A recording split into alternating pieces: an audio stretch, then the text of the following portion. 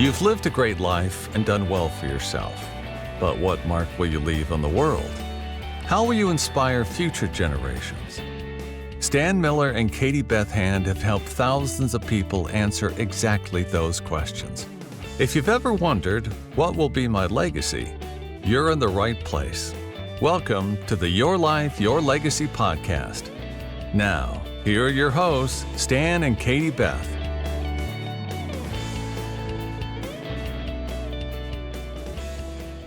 I'm Stan Miller, my colleague Olin Wiley from Atlanta.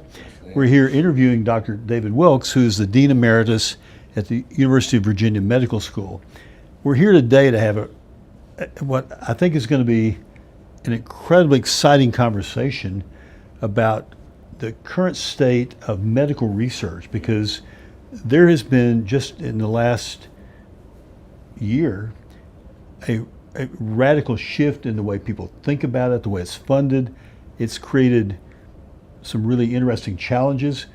I would hope it's created some interesting opportunities as well. And I can't imagine that we would have anybody here to interview who could know more about it, because Dr. Wilkes, you've been engaged in medical research for, I don't want to say how many decades, but it's been quite a number of those, I think. It's over two, right? Yeah, over two, right. So I know, because we've talked about this any number of times, you do have a perspective about where we are today in the world of medical research. I've heard you tell me some of the concerns and challenges that you have about it, but let's get into the conversation and just share with us where you think we are at this moment, how it's different from where it was a year or 2 years ago, and how you see the implications of that on the future of medicine. Yeah, Stan, thanks for the question. You know, we're at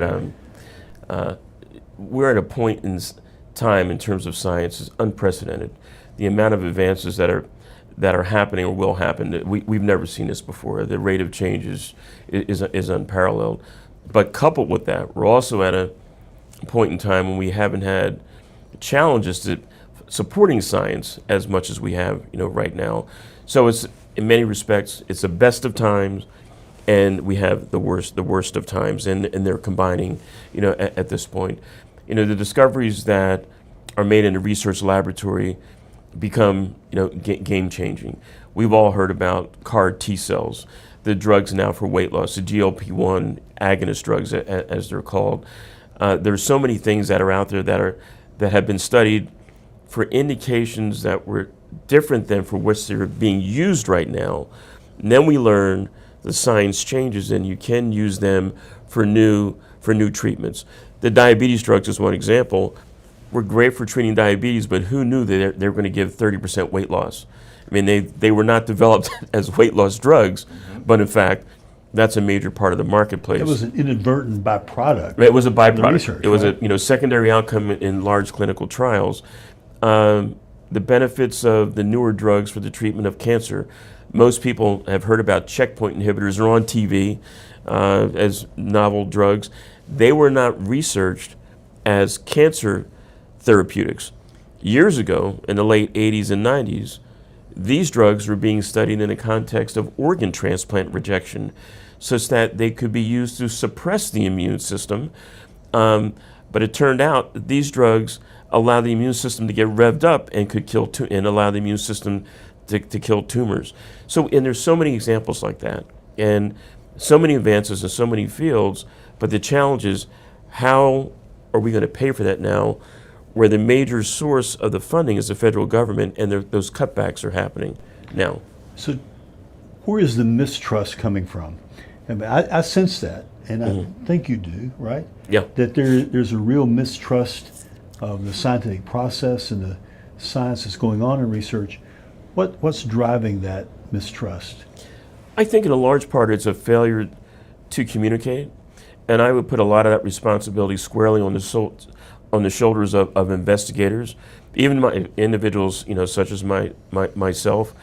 When we are asked to talk about what it is that we're researching or studying, we've not done a good job at making it communicated in a way that is understood by the general public.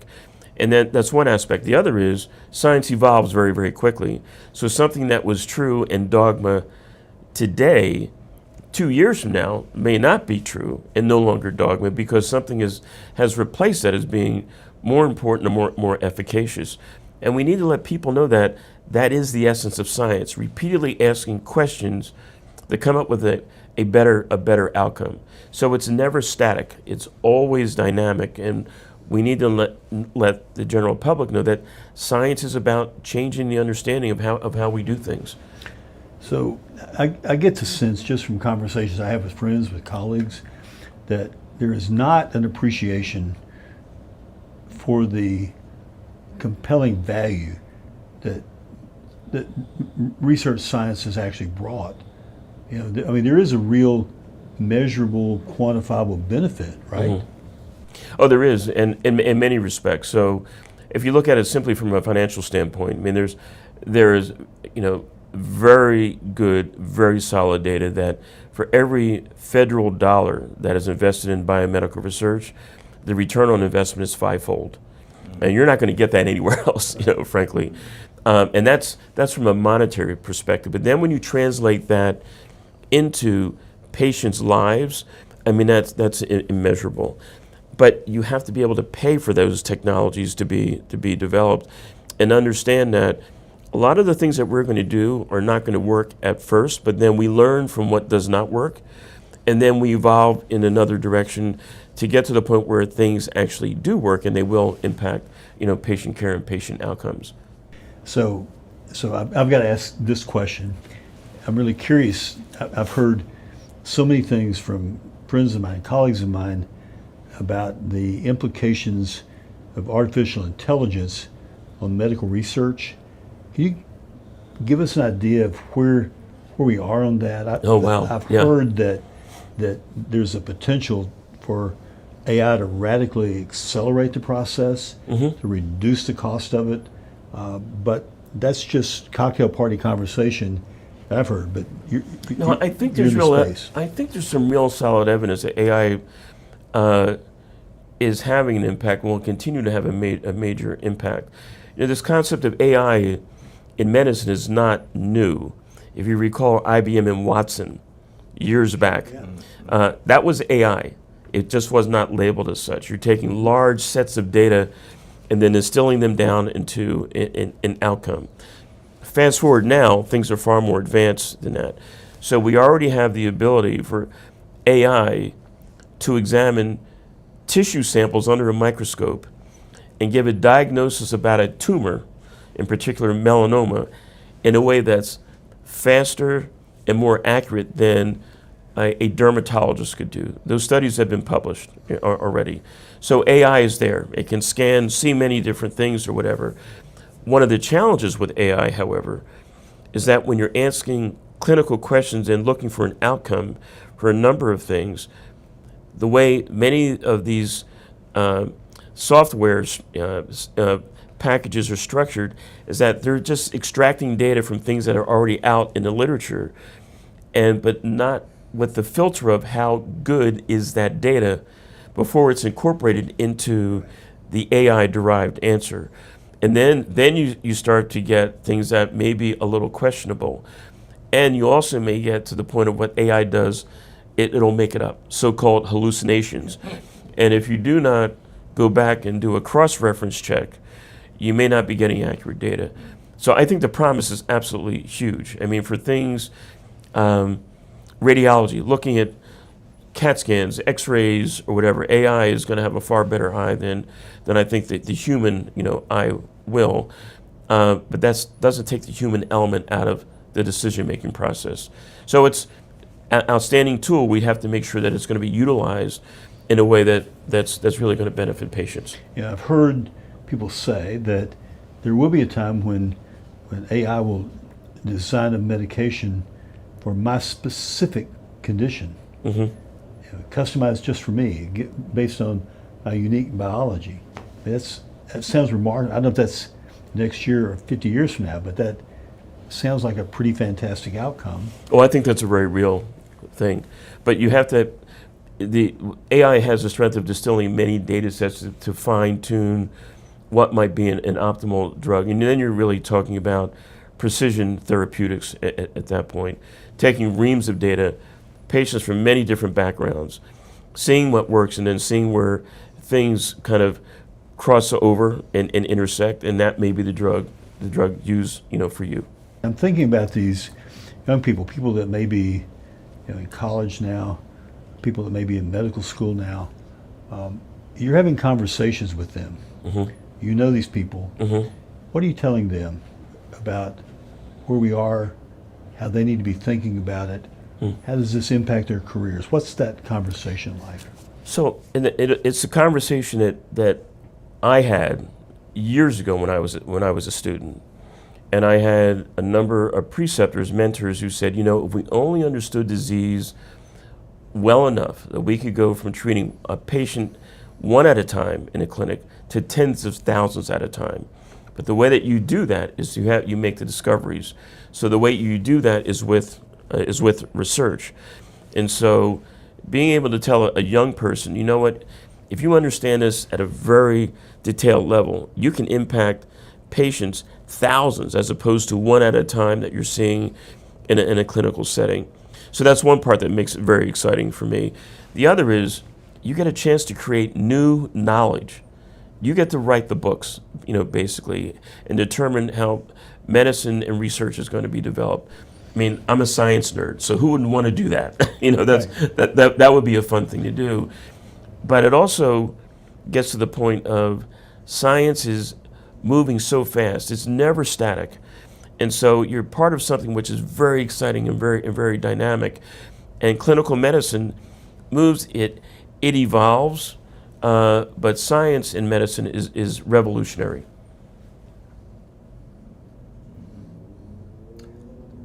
I don't know enough to ask intelligent questions about this, but what you're saying is exciting, and I guess it would be helpful to me if you could, speaking to a layman guy, right, who's not a scientist, at your university, maybe others you're familiar with, put a face on this. Tell me about some kids that made some discoveries that changed lives. One of our mentees in the physician scientist training program that I lead, she has developed, she's a dermatologist, an MD, PhD, and she's developed drugs from secretions in your skin. These secretions contain compounds that kill bacteria. The reason why that's important is that these compounds are novel classes of antibiotics that we've not seen before. And antibiotic resistance is a big deal now. So we're running out of antibiotics to treat common bugs. She's developed a whole new class of drugs based on secretions that come from your skin that you and I all have. And so it's been a huge leap from this looked interesting in a test tube or maybe in an animal model that it actually works in humans. And she's now developed two startup companies to bring these into the clinic. Is that available yet, or is not yet? But it's getting started right now. That's pretty exciting stuff, and I can easily see how the possibility of that will certainly motivate young people to want to get into the profession. Also, I think hearing those stories, having those examples, are the kinds of things that really would motivate donors to get out the checkbook. Yeah, well, having a venue like this where we can talk about these types of things and educating the public and letting them know what's actually going on, I think are very important. I think the academic community in general, we need to be better ambassadors for what we do, and explaining to folks why it is we do this type of work, and things that may seem completely abstract and wouldn't make any clinical sense until it does. And then that's what happens, because individuals are studying something that's way out over here, studying some very fundamental basic biologic mechanism. Oh, then, by the way, we learn that this may actually work in clinical medicine. But we have to communicate that. And it's about asking questions, what we call testing hypotheses, and saying, is this possible? And then exploring that. But in order to do that, you have to fund it. You got to have the money to get the work done. Where do you think we are right now in that dilemma? Is there movement? Do you sense any shift in thinking about funding? You're telling me that funds have been withdrawn. Mm-hmm. You know, what's I'm sure that story evolves maybe hourly, probably. Mm-hmm. You know, I mean, is there thought today that maybe that is being revisited?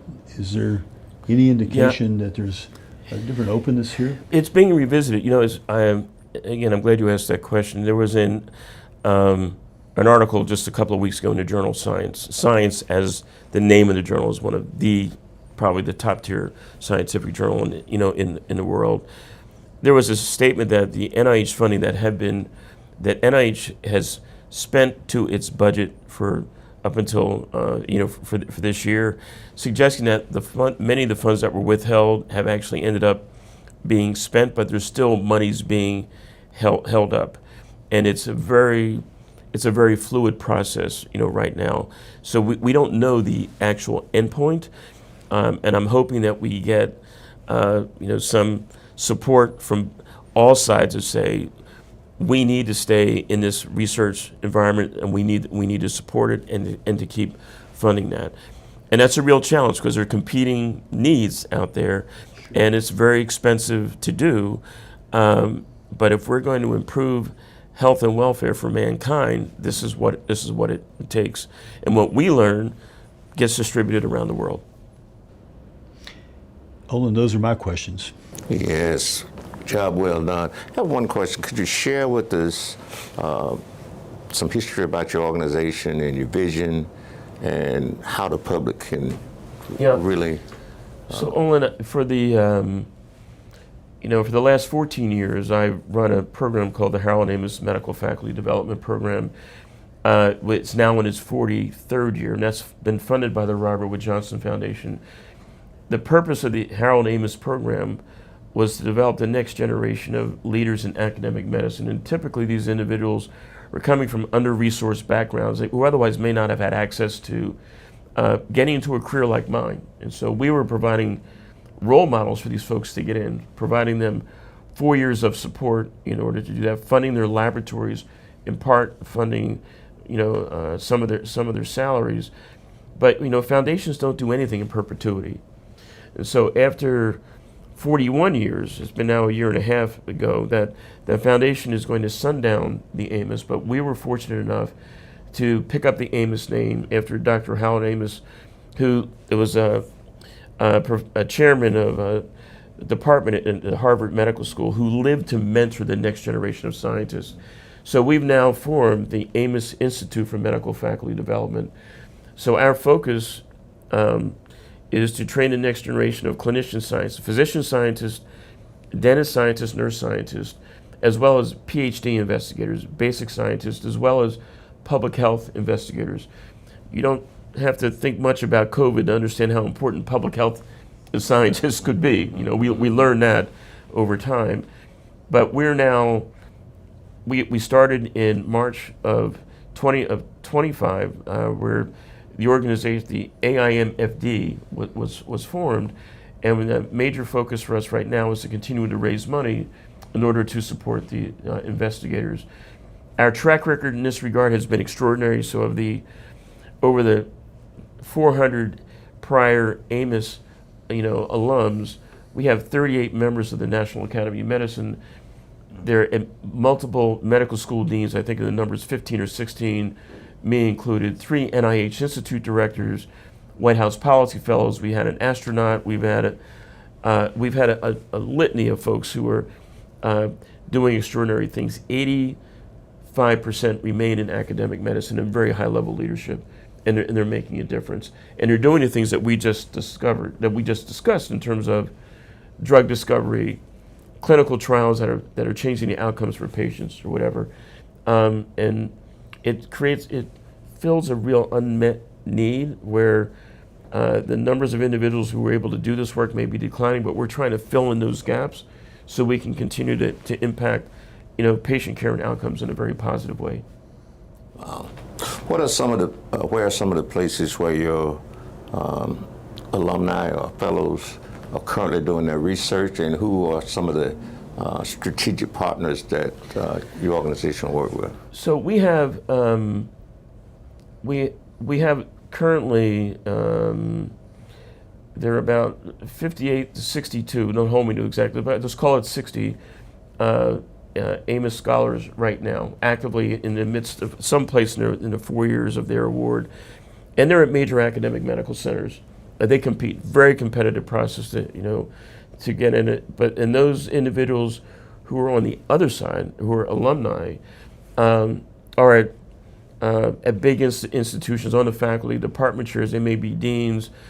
President and CEO of Memorial Sloan Kettering is the Amos alum. And I mentioned NIH Institute directors and others, and that's where these folks live. But the great news is that in their capacity, they get to serve as role models for the next generation, because students or young people will see, I want to do that. And then there's a role model.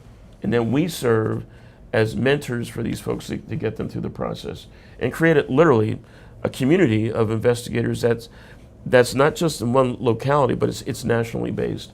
So we have connections, across the country, and we all, and everybody knows each other. And we call it a secret sauce that keeps everybody together, that allows us to have folks grow and climb and advance through the academic ladder. Right. Where do people find you and learn more about you? So we can be found at the Amos Institute for Medical Faculty Development. It's aimfd.org. And viewers, we were talking about philanthropy. We need support in order to do this. We're fortunate that we have a number of medical society partners that are helping, but that's only part of it. The major part of it is additional funding that allows us to take care of and support the career development of these junior individuals. Great questions. I've learned a lot here. Fantastic organization. Thanks for listening to the Your Life, Your Legacy podcast with Stan Miller and Katie Beth Hand. If you enjoyed the show, please rate, review, and subscribe on Apple Podcasts, Spotify, or wherever you get your podcasts. To find out more about Stan and Katie Beth, go to pinnaclelegacylaw.com. You can also find links in the show notes.